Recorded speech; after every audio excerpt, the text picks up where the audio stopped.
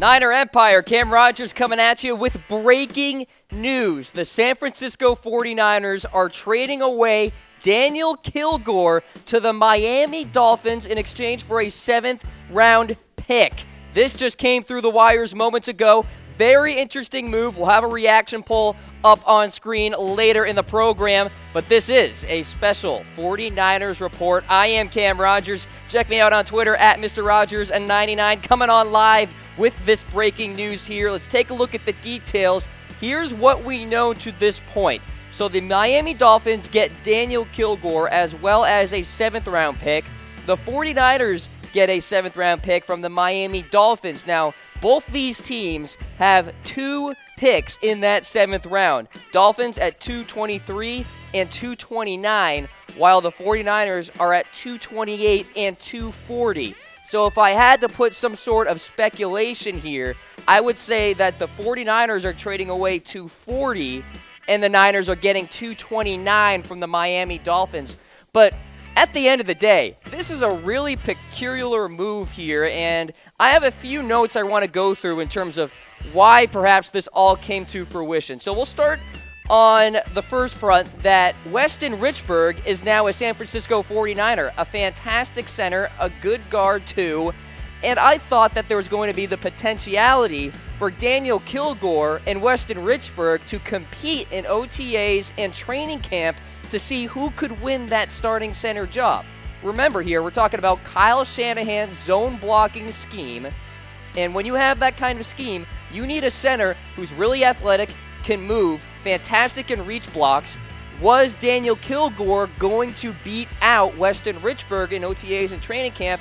That is left up to speculation, of course, with Weston Richburg coming back from injury, but in terms of pure talent, I think Richburg probably would have beaten out Kilgore.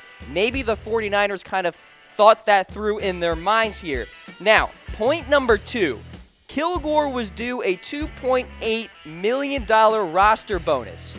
Oh yeah, tomorrow. So apparently the 49ers felt the need to make the decision now so they didn't have to pay Kilgore that amount of money. But here's the other thing. They just signed Kilgore to a 3-year extension, and this was last month. And if you look at the statements made by John Lynch on the matter, it's pretty amazing. I have it right up on my phone, the statement that John Lynch made after this extension went down. We are really happy to come to an agreement on a contract extension with Daniel before free agency. That sounds like run-of-the-mill stuff here. Goes on to say he is very much a leader of this team, and a guy that John Lynch certainly wanted in the building for the San Francisco 49ers.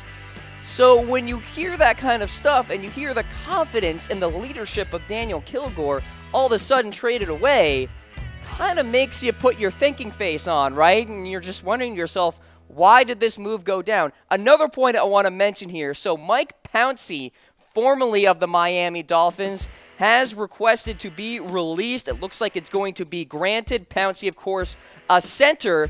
So this is interesting. Perhaps Pouncey knew something was going on where the Miami Dolphins leadership was in contact with the 49ers leadership to get some sort of trade. Maybe Pouncey then reacted and said, all right, well, I want to get released then if Kilgore's coming on over and he's going to be the starting center. So maybe that's one perspective there for the Miami Dolphins side.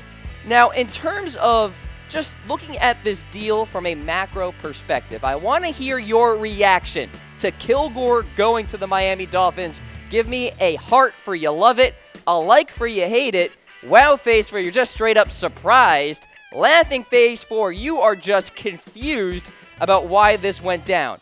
Now, yesterday on the 49ers report, I was talking about how, all right, the interior of the offensive line isn't in bad of a shape as it was previously because, of course, Richburg comes over, and if Richburg wins center, you can kick out Kilgore to guard and perhaps maybe get another guard via free agency, but you're not desperate for Quentin Nelson. Now you are, because Kilgore's gone, and if you look at the guard position in terms of the 49ers, Brandon Fusco, see you later. He has signed with the Atlanta Falcons, so he's gone. Then you have Lincoln Tomlinson, Joshua Garnett, I think the jury's still out on what Garnett can do, but Tomlinson is not a very good guard. He did not play well last season. So in terms of names to monitor here, maybe Jack Mewhort, Justin Pugh, those guys are still available. Slauson as well.